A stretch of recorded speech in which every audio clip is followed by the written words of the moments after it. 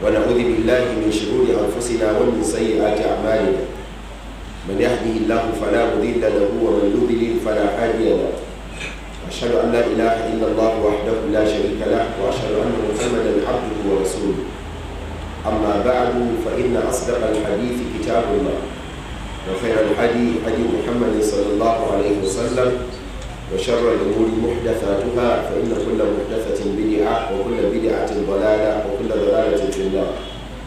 أما بعد يوم مساء البركة السلام عليكم ورحمة الله وبركاته. وعليكم السلام. To ina zo ne kawai don mala'iku su kirga ni a cikin wannan dandazo. Amma sai ga shi a ce lallai sai na ce wani abu na farko da nake so mu bude da shi akwai abin da yawa mutanen giwa ba su san shi ba amma kila a yau za su ji daga bakina. Ni ba bako wani a cikin garin giwa wanda ya haifi mahaifiyata sai ka ce balaraba giwa ke gano shi. Don haka nan muna da har gida a garin nan, muna da asali, muna da tsatso a nan cikin garin giwa. Don ko da muka taso muna yara a nan ake noma, ake kai abinci Zaria, da abin da ake noma a giwa da bagadi a nan ake noma shi a gidanmu ta bangaren uwa. Sannan kuma abu na biyu akwai dan uwana amini na wanda Allah ya kaddara haduwanmu ta zamto hatta fi yan uwantaka ta jini, shine dan uwa malam Ibrahim Shehu Lawal Giwa. Zuwa na garin nan gaskiya shine sanadi. Na yi tafsiri a jihar Gombe wancan shekara. A wannan shekaran ina Kaduna saboda masallaci da muka bude na Juma'a Mus'ab bin Umair. Na tsara ma kaina gaskiya ni ba zan yi muhadara ko guda ɗaya ba. To amma malam Ibrahim shi ya ruwa ya tsaki ya uwa ya makarbiya, ya ce dole sai na zo Giwa. To gaskiya kusanci na da shi in dai ba saban Allah bane ba zan iya saba mishi ba, saboda wafa'i ne da ya zama dole, yana da wannan haƙƙin a rayuwata in masa biyayya akan haka. To shine ya kawo mu, ya ce kuma sai mun tsaya an yi na yamma. Na ce to ya na iya da kai. So da haka duk wannan abin da kuka gani gaskiya dan uwa malam Ibrahim shine ya tsara su, kuma na yi farin ciki kwarai da gaske da abin da na gani da abin da na ji. Wato su musulmai muminai yan uwan juna ne, haka annabi sallallahu alaihi wasallam ya siffanta mu, ya ce kamar mutum ɗaya ne, idan kai ya ciwo duk sai sauran jiki ya ɗauka da zazzabi. Tunda an ce sai ne magana, ina so in yi amfani da wannan dama 'yan mintuna da muke da su. Na farko in fara yi mana wasulci da abin da Allah ya ma mutanen farko da na ƙarshe wasulci da shi. Walaƙad wasaina alladhina utul kitaba min qablikum wa iyyakum an ittaqullah. Allah ta'ala ce lallai haƙiƙa mun yi wasulci, mun ba da umarni mai ƙarfi ga mutanen da suka gabace ku da ku kanku akan lallai ku ji tsoron Allah a cikin duk abin da za ku aikata, ku kusance shi da da'a, ku nisanci dukkan wani sabo gwargwadon abin da za ku nisanci sabo gaba ɗaya, ku kusance shi da da'a gwargwadon iyawanku. Wannan shine sinadarin da ke sa Allah ya kula bawa, wannan shine sababin da ke sa Allah ya kaunaci mutum, bal Allah ya tanaji aljanna saboda wannan ne. Tilka darul akhirah naj'aluha lil ladina la yuriduna uluwan fil ardi wala fasada. A ƙarshe Allah ce wal aqibatu lil muttaqin. Nasara a buga a raya wallahi masu imani ke daukanta, in dai nasara ce. Wala qad sabaqat kalimatuna li ibadina al mursalin innahum lahumul mansurun. A ƙarshe ce wa inna jundana ay al muttaqun, wanda suke da tsoron Allah, wanda suke bin dokokin Allah su suke cin nasara. Allah subhanahu wa ta'ala ya umarci annabi sallallahu alaihi wasallam kada kyalekyalen duniya ta rinka tsole masa ido har ya manta lahira. Wala tu'jibuka amwaluhum wala auladuhum, kada dukiyoyi su rinka tsole ma ido ka biye musu ka kyala addini da lahiranka. Wala ta'du aynaka anhum turidu zinatal hayatid dunya, ka tsaya inda Allah yake so. Wannan azumin da muke dauke da shi duk saboda takawa ne. Ya ayyuhal ladhina amanu kutiba alaykumus siyamu kama kutiba alal ladhina min qablikum la'allakum tattaqun. Duk wanda ya gama Ramadana bai ji sauyi na fita daga sabo zuwa ga da'a ba, daga barna zuwa ga tuba, daga raunin imani zuwa ga karfin imani, to bai ci ribar ramadana ba. don ramadana makarantar tsoron Allah ce. ƙur'anin da Allah ta'ala ce shahar ramadana alladhi unzila fihi alquran, aka fifita shi da alqur'ani. Gashi na malai mana bayanin baitul izza wanda Allah ya faɗa cikin surata abasa bi aidi safara kiramin barara, inda aka sauke shi, aka saukar da shekara 20 kuma mufassila. wannan ƙur'anin da Allah ya bamu shi dan takawa ya bamu shi. zalikal kitabu la raiba fi, sai ce me hudan lil muttaqin. da haka ya ku yan uwa, na zaɓi in fara magana akan takawa ne saboda halin da muke ciki yanzu. idan mutum bai da tsoron Allah sai koma kaman dabba ko ya koma kaman kafiri. rayuwa ta yi wahalan da ba za ka samu saukinta ba sai ka sirka ta da imani. abinda da kake samu ya yi ƙasa ba kaman jiya ba. in ma kana samun tsadar rayuwan ya danna samun naka. to ka tuna ayyamus salaf, wasu magabatanmu sun rayu a rayuwar da tafi wannan tsanani amma ba zama mabarnata ba wallahi.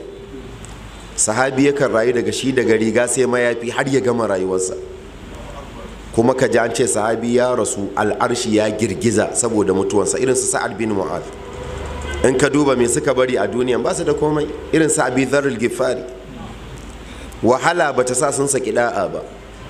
saboda haka kar mu zamto irin mutanen da saboda wahala mu koma mu zama kaman irin yadda kowa ke rayuwa wanda bai san Qur'ani ba. wannan ba daidai ba ne. abu na biyu, baƙon nan dai ya tattara kayan shi, jama'a zai koma. ya riga ya baje kolinsa. wanda ya siya fa ya siya, wanda ya saka cito ya kusan barin gari. ka je kai sari na aljanna, sari na yardan Allah.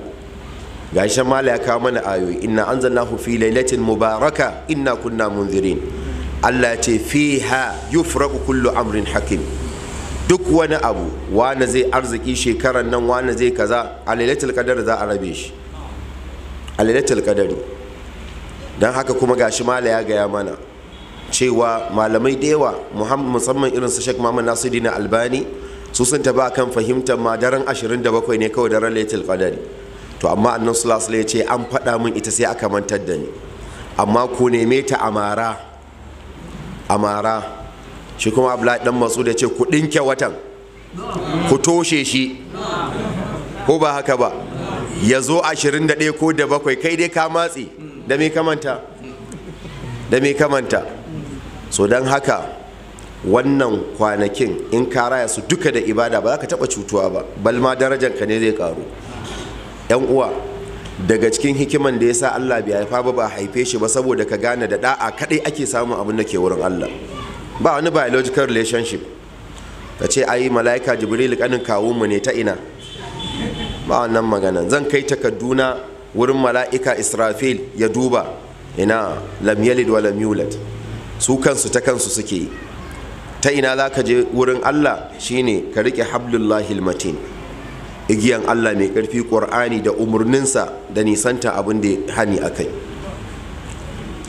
kamar yadda na faɗa, yanzu lokaci kwanaki ne wannan na fagamniya da neman abinci. yanzu dai hankali musamman na magidanta har da matan, har su kansa ƙananan yara, yanzu maganan kayan sallah da abincin sallah ake yi. to wallahi yan uwa, ku ji tsoron Allah, kar ku kai haramun gidajenku. in kai ɗan kasuwa ne, kar ka yarda ka ba su haƙuri, in babu su haƙura. duniyan kwanaki 2 ne a duniya, ɗazu na gaya ma mata, karkata kaf duniyan nan kwana 2 ne, ko dai kwanakin haƙuri ko na godiya. in an baka to ka gode, za a ƙara ma. wa idh ta'adhana rabbukum la in shakartum la azidannakum.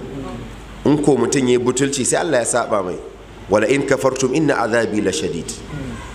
to wannan ko dai kana cikin mawadata to ka yi godiya. menene godiya? kai ma Allah da'a da shi. na biyu, ka kalli marashi ka taimake shi, ka kalli dan uwanka. sama ba ta ruwan zinariya.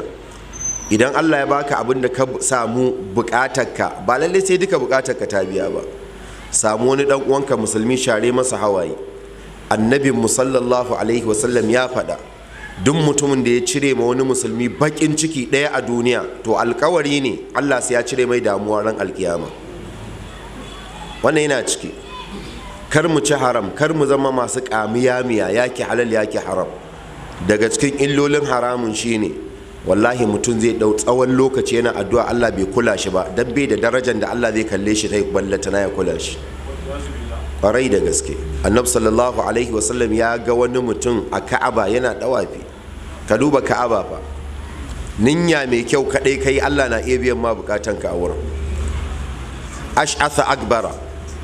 Alaman ya zo daga nesa kuma yana cikin matsuwa, wanda ke cikin matsuwa Allah na gab da ya amsa mai, amman yujibul mutarra idza da'a. Ya daga hannu kuma yana kiran mai abun, ya rab ya rab, ya ubangiji ya ubangiji. Wuri mai daraja, yana cikin halin tausayi irin wanda ko kai dan adam ka kalle shi zaka iya bashi, ballantana ubangijinka da ya fi ka kyauta, sunansa ma ar-rahman. To amma annabi sallallahu alaihi wasallam annabin rahama ya kalle shi ce anna yustajabu lahu. To shi wannan matsalan ta ina Allah zai amshi addu'an shi? Ma'ana ba Allah ba zai iya amsa bane, amma shi ya ja matsalas. An samu mani'i. Mutumin da ya samu kofi aka zuba mai Lipton, aka zuba ruwa, sai ya ce a bashi siga a leda, ya ɗauki ledan sigan ya tsoma a cikin Lipton ɗin ba tare da ya kwance ba. Idan ya sha shayin zai ji zaƙi? Ba zai ji ba. Me ya hana? Ya kwance ledan ya sha mamaki. Yana kwance ledan zai sha lagwada ya ji daɗi. To kamar haka zunubai suke sha makance karɓan addu'an bawa. Annabi sallallahu alaihi wasallam ya ce abincinsa haramun, tufafinsa haramun, an ciyar da shi da haramun. Sai ya ƙara maimaita saboda ta'kidi. Ya ce to ta ina Allah zai amsa? Ya daina cin haram ɗin mana in bai ga biyan bukata ba, kamar abin da Annabi sallallahu alaihi wasallam ke nufi kenan. To akwai uwa mu nisanci wannan. Abu na ƙarshe da zan magana a kai saboda yanayin lokaci shine malamai na cewa la dara lil mar'i ba'da al maut yaskunuha illa allati kana qabla al maut yabniha fa in banaha bi khairin khaba maskanuhu wa in banaha bi sharrin khaba baniha. Duk wani mutum a duniya babu gidan da zai zauna bayan ya bar duniyan nan sai gidan da shi da hannunsa ya gina ma kansa kafin ya mutu. Shi yasa kuka kalli sahabba annabi sallallahu alaihi wasallam gaba ɗayan su babu wani su wanda bai da wata mashru'i, wani tsarin wani abin da in ya mutu wannan abin ba zai ci gaba ba. Ka kalli duk tarihin sahabin da ka sani, zaka ga sai ya zo ya kokarin yi wani abu wanda yau in bai nan to sai an tuna wannan abun an ambace shi da shi, saboda sun san cewa ambato na gari na sa Allah ya mabawa rahama. Ina fata muna tare. Shi yasa malamai suke cewa adh-dhikru lil insani ba'da al-maut umrin thanin. Duk abin da mutum ya mutu aka faɗi shi game da shi a bayansa, to wannan abin da ake yayatawa ita ce rayuwarsa ta biyu. In an yayata alkhairi zai tafi aljanna, in an yayata sharri kishiyan aljanna zai tafi. Yana na cikin sahih bukhari babu sana'un nasi alal mayyit. An wuce da gawa annabi sallallahu alaihi wasallam aka yabe ta yace ta tabbata so uku. Sahabbai suka tambaya me ta tabbata, yace aljanna saboda kun yabe shi da alkhairi. Aka wuce da wata, mutane suka faɗi sharri a kansa, yace ta tabbata so uku. Aka ce me ta tabbata, yace wuta ta tabbata ga na biyu saboda ku ne khalifofin Allah a ban ƙasa. To don haka ina so ne in ce da mu kowa ya duba ya ga me ka gabatar ma addinin Allah, me gudunmuwanka ga wannan addinin. Idan kai mai mawadaci ne, me kai ware ma addinin ka yake amfana da shi. Akwai wani dan kasuwa a garin Kaduna, yana da shaguna, yana da rumfuna da sauransu. Malam Ibrahim ya san shi, ya gayyace ni na je mu marayu kayan sallah da komai da sauransu. Ya ce min malam ni yanda na yi kawai na sa ma shaguna na haraji ne kamar yadda gwamnati ke karban haraji. Duk inda nake da shago da rumfa kullun karanci a aje mun naira 1000 karanci, wannan na marayu ne a cikin dukiyata. To kaga wannan shi abin da zai iya kenan. Wata mata ita masallaci take sharewa, iya gudun wata kenan. Kar ka zauna addinin nan na tafiya baka hau an yi da kai ba. Addinin nan kamar jirgin annabi Nuhu yake, man rakibaha naja. Duk wanda ya hau tsira yake. Ka duba kaga kai waye me zan iya, share masallaci zan iya, shi kenan zan rinka share masallaci. A'a sadaka zan iya badawa, duk sati sadaka zan bada. A'a ni zan iya koyar da yara Qur'ani ne, jama'a ku kawo ƴaƴan ku koya musu Qur'ani, nawa gudunmuwan ga addini kenan. To kowa yana da irin wannan baiwa. Dan haka mu je mu yi tunani idan ni yanzu ni Umar na san abin da zan iya, wallahi na san abin da ya fi ƙarfi na, don haka ba zan taɓa sa kaina abin da na san ba zan iya shi ba. To kuma ina gani shi ne zaman lafiya ni dai a rayuwata. Na san limit ina, na san inda zan tsaya, na san abin da zan iya. To ina ga wannan abu ne da in muka yi shi zai amfane mu. A ƙarshe ina sake godiya ga Allah subhanahu wa ta'ala, sannan kuma jinjina ga wannan malami da Allah ta'ala ya baku a wannan wuri. Duk lokacin da kaga wanda ke koyar da addini, ta wakilin annabinka ne a wurin, wakilin annabinka ne, rahama ce. Wallahi ina kira gare ku liƙe musu, ku kankame su, domin lokaci ya kusa da za a rinka dubawa, ba za a ga fuskokin ba, ba za a gani ba. Haka Allah ke tafiyar da duniyar. In ka ga za a zo a baka madaran abin da Allah ya ce, to galibi irin wannan Allah ya ɗauke su wani contract ne, wani assignment ne, kawai su gama su je su huta. Duk in kun duba za ku gani tun daga kan Malam Abubakar Mahmud Gumi haka abin ke ta zuwa, haka abin ke ta gangarowa, har jikoki suka taso da tattaɓa kunni ana ta yi. To idan an ga irin waɗannan malamai, jama'a a kankame su, a riƙe duk abin da suke, a ba su goyon baya, ƙarfafe su. Duk abin da zai sa su yi rauni kar a yi shi, duk abin da zai ƙarfafe su ku taya su, wakilan annabinku ne a cikinku. Gwargwadon mutunta addini, gwargwadon mutunta manzan Allah sallallahu alaihi wasallam. Ina roƙo Allah ta'ala ya ƙara ma wannan gari albarka. Allah ta'ala kuma ya yafe mana zunubanmu. Azumi da muke yi, Allah ta'ala ka amsa mana. Halin rashin tsaro da ake ciki, ya Allah muna roƙonka dan tsarkin sunayenka, dan muna tawassuli da wannan azumi da ke bakinmu, Allah ka kawo mana kwanciyar hankali da tsaro a ƙasarmu. Allah ka ba mu damina mai albarka. Allah ka gafarta mu wanda suka mutu a cikinmu, waɗanda ba su da lafiya Allah ka ba su lafiya. Shugabanninmu Allah ka ba su ikon yin abin da kake so ka yadda da shi. Wanda ke da nufin cutarwa kan al'umma Allah ka canza mai tunaninsa, in ba mai canzawa ba ne Allah ka tsare al'umma daga fitinarsa, ka kawo wanda ya fi sa alkhairi. Allah muna roƙonka ka amshi ibadunmu, ka kuma gafarta mana, ka sa mu yi ƙarshe mai kyau. Wa akhiru da'wana anil hamdulillahi rabbil alamin. Assalamu alaikum wa rahmatullahi wa barakatuh. Wa alaikum assalam wa rahmatullahi wa barakatuhu. Allah ya saka malam da alkhairi. Saboda yanayin lokaci, shi malam Ibrahim Shehu Giwa ya ce ba zai ce komai ba, amma da ya kamata ko dan kalma biyu ya ce ko? Gaskiya a ka yi ma. Ya kamata nan ta yi ko kalma. To assalamu alaikum wa rahmatullah. Wa alaikum. Yan uwa malaman mu sun riga sun gama jawabi. Abin da ya rage shine mu koma mu je mu yi aiki. Wannan abubuwan da muka saurara kada mu bashi a nan, in mun tashi ba mu je mun ɗabbaka ba.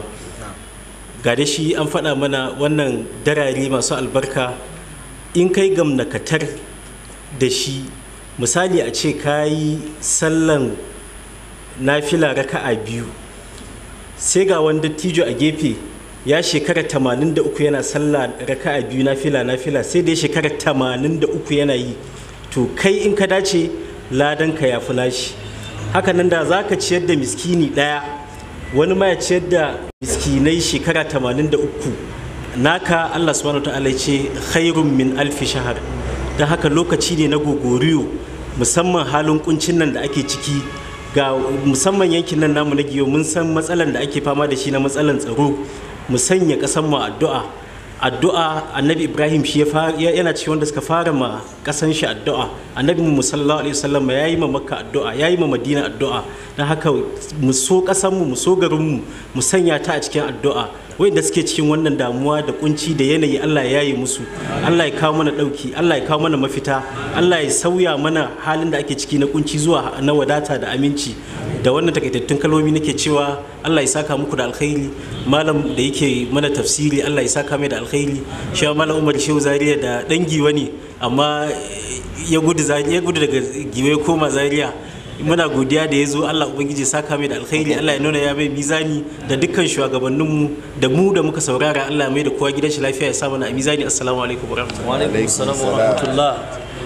Kafin mu dawo ma malam mai tafsiri ya rufe mana da nashi zancen, shugaban yanki wanda ake wannan tafsiri a yankin shi zai zo ya gabatar da shugaba na local government domin ya sanya albarka kuma ma waɗannan malamai godiya insha Allah.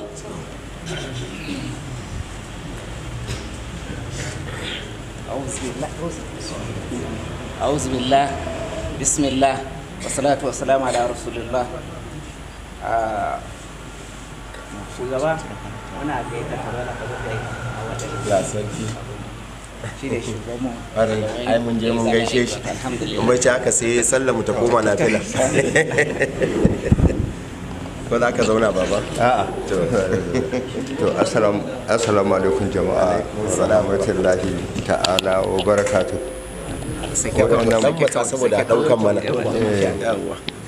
Wayannan baki da muka yi mun ji daɗin kwarai da gaske. An ce in kunni ya ji gangan jiki za ta tsira. Wannan bako da ya fara zuwa yau ya tsaya yi mana nasiha a kunshe bai kwance ta ba, don in ya kwance ta ɓaci za ta yi. Allah sarki. To amma saboda ƙarfin hali irin nasu na malamai da abin da za su yi shi cikin kasfiya, an ce dama la ɗaƙatar limuka luƙin fi ma a tilkali. To imanin ɗayanku mu yanke shi nan, imanin ɗayanku ba zai cika ba sai ka so ma ɗan uwanka abin da kake so ma kanka. Wannan jawabi da suka yi takaitacce za mu shekara kamar 10 muna amfani da shi ga wanda ya fahimce shi ya san kuma an yi shi don Allah ne. To ina musu addu'a Allah ya saka musu da alkhairi, kuma yadda suka zo nan lahiya Allah ya mai da su gidajensu lafiya.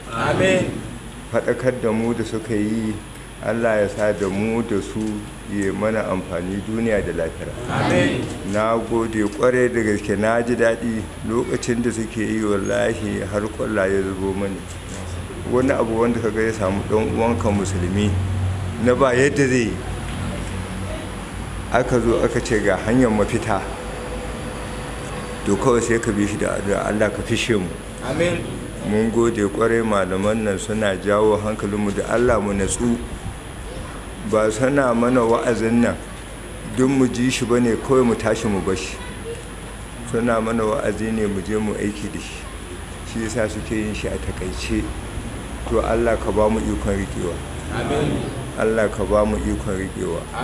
Su kuma wannan abu da suke ma jama'a, to Allah ya saka mana da alheri gaba ɗaya mu da su. Don ba mu so su tafi su ban mu, mun gwammace mu jera taron kamar yadda muka jera a nan. To na gode, Allah shi albarka. Na gode. Jawabin godiya kenan da kuma sanya albarka daga bakin shi shugaba na Jibuis Giwa Local Government. Insha Allah za mu miƙa wa Malam Suleiman Abdulkarim, liman kuma mai tafsiri, domin ya yi jawabin ƙarshe da kuma rufewa da addu'a insha Allah. To jama'a assalamu alaikum warahmatullah. A gaskiya ina ciki da farin cikin da ba ta misaltuwa, wanda duk wanda yake wajen nan yadda ya saba gani na a kullum zai ga yau na ɗan ɗoru a kan yanayin walwala da kwanciyar hankali. Ko shakka babu wannan ziyara da babban malami ya kawo mana wannan majalisi, in kowa zai yi alfahari da ita to ni na fi kowa alfahari, don ku shaida ne. Tun da muka buɗe majalisin nan a yau muna 25 ga wata, ko darasi na 26, ina ganin ƙila in na ce ban yi kuskure ba, wani garaɓasa ya zo mana haka kamar da na faɗa, lukuma sa'ika irin yadda malam ya zo nan a irin nan a cikin garin nan ko a cikin local government ɗin namu, wani irin wannan gaskiyar magana ba mu same shi ba. Balantana a ce malam shi daga wajen local government ɗin ne ya taso takanas ta Giwa ya kawo mana ziyara. Duk da malam ya ce shi dama ɗan garin Giwa ne. Gaskiyar magana Sheikh, muna alfahari da wannan ziyara.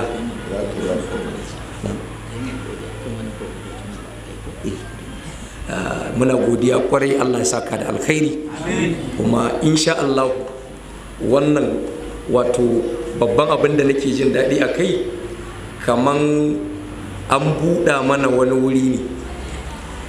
Ƙila kafin wannan ranar wannan alaƙar babu ita, to yanzu kuma gashi ta samu. To kaga Sheikh ya kirga wannan mabuɗi ne na zuwa garin Giwa da kewaye, ya dinga zuwa kenan sai abin da Allah ya yi. Insha Allah ina amfani da wannan daman wajen tun yanzu in fara kamun kafa kenan ko shugaban agaji na Fatika na faɗa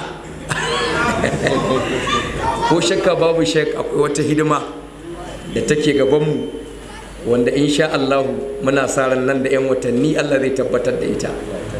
Shi Malam Abubakar Isa ya san da ita. Muna sa ran in Allah da Sheikh zai kawo ziyara wannan wajen da kuma gabatar da gamsasshiyar muhadara a garin Fatika insha Allah.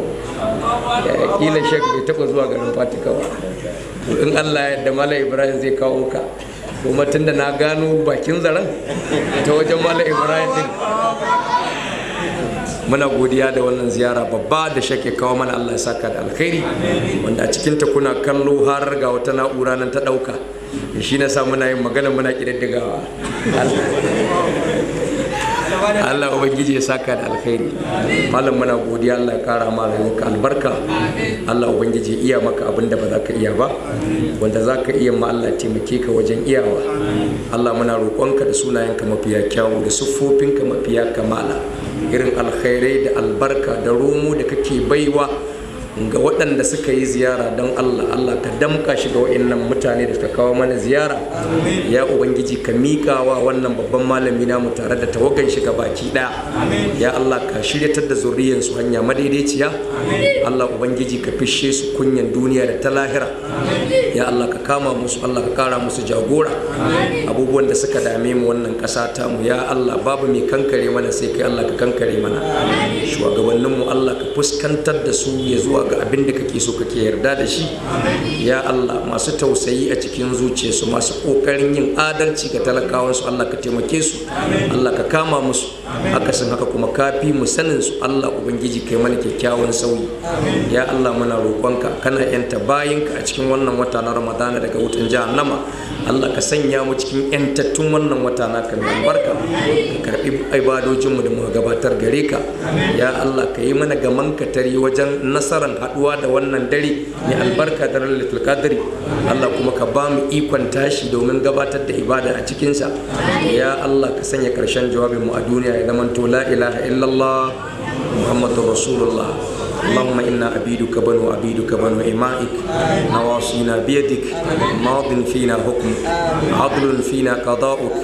نسألك بكل اسم هو لك سميت به نفسك أو علمته أحدا من خلقك أو أنزلته في كتابك أو استأثرت به في علم الغيب عندك أن تجعل القرآن ربيع قلوبنا ونور صدورنا وجلاء أحزاننا وذهاب همومنا وغمومنا وسائقنا وقائدنا إلى رضوانك وإلى جناتك جنات النعيم. اللهم يسر لنا جميع أمورنا ولا تأسرها وأتممها بخير ونور يا رب العالمين. اللهم اطب بنا في تيسير كل عسير، فإن تيسير كل عسير عليك يسير. اللهم لا سهل إلا ما جعلته سهلا وأنت تجعل الحزن إذا شئت سهلا. ربنا آتنا في الدنيا حسنة وفي الآخرة حسنة وقنا عذاب النار. ربنا لا تزغ قلوبنا بعد إذ هديتنا وهب لنا من لدنك رحمة إنك أنت الوهاب. وسبحانك اللهم وبحمدك نشهد أن لا إله إلا أنت نستغفرك ونتوب إليك. وصلى الله وبارك على نبينا محمد وعلى آله وصحبه أجمعين. السلام عليكم ورحمة الله وبركاته.